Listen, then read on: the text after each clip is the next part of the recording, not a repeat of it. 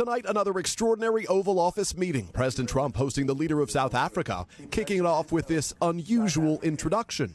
President Ramaphosa, and he is a man who is certainly in some circles really respected, other circles a little bit less respected, like all of us, in all fairness, like all of us. We all like that. The meeting quickly turning into a tense confrontation. President Trump accusing South Africa's black majority government of not doing enough to protect white minority farmers from racial persecution. They're white farmers, and they feel that they're going to die. And after amplifying unsubstantiated claims of genocide, the president was asked if he believes it's happening. I haven't made up my mind. I hate to see it from the standpoint of South Africa. The Trump administration this month fast-tracked 59 white Afrikaner refugees to become American citizens, despite effectively banning others, including Afghans, many of whom had risked their lives to help U.S. forces.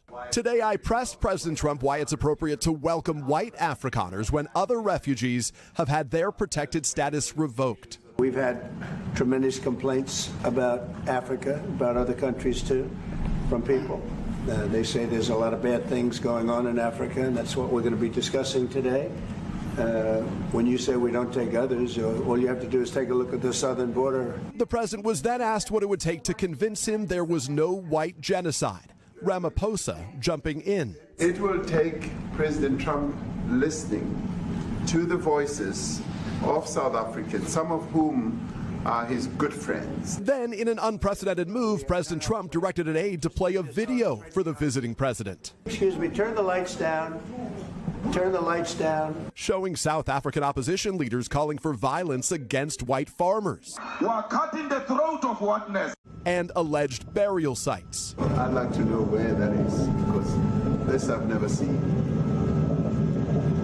But, okay. I mean, it's in South Africa. That's where.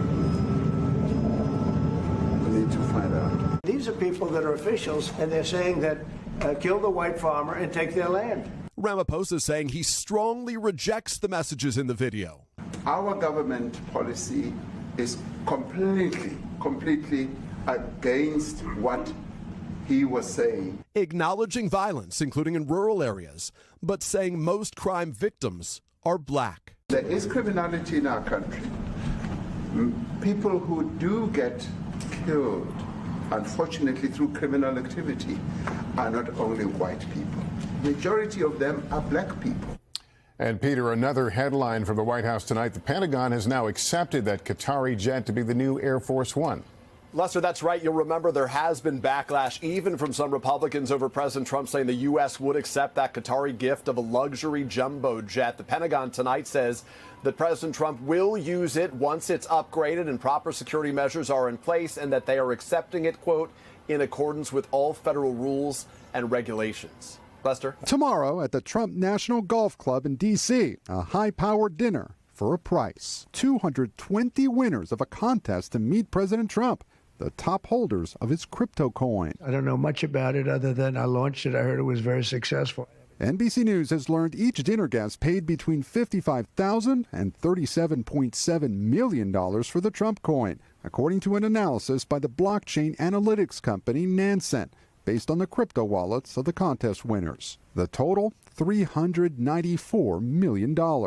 While the website for the contest says that the president is appearing at the dinner as a guest and not soliciting any funds for it, another site says that 80% of the Trump coin project is owned by two companies affiliated or in business with Trump.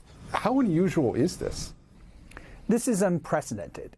Daniel Weiner researches money and politics at the NYU School of Law. To have the President of the United States participating in a dinner where the folks attending are paying money essentially into his own businesses is really something that we haven't seen before. On Capitol Hill this week, Secretary of State Marco Rubio was asked about foreigners buying access to the president. I can't comment on a dinner I know nothing about. Yeah, I think that represents a real problem for this committee, because there's clearly a way around the State Department for foreign individuals of significant influence and wealth to be able to directly lobby the president. When asked about the dinner, the White House says the president is abiding by all conflict of interest laws. The president has been incredibly transparent with his own personal financial obligations throughout the years. The president is a successful businessman, and I think, frankly, it's one of the many reasons that people reelected him back to this office.